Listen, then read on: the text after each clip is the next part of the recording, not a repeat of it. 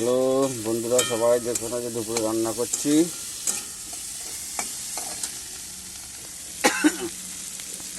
উচ্ছে দিয়ে আলু দিয়ে ঝাল, এই যে সর্ষে পেস্ট করেছি এর মধ্যে।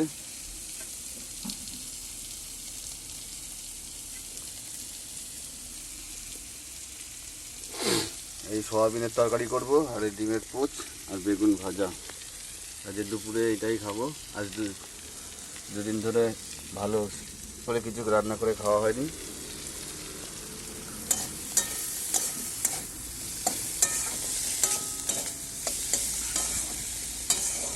তাই আজকে ভালো করে দুটো রান্না করে খাই। দুদিন ধরে রাত পাত জেগে এসেছি বর্ডার আসার জন্য। শিলচর টাউনে নয়টি থাকে তো,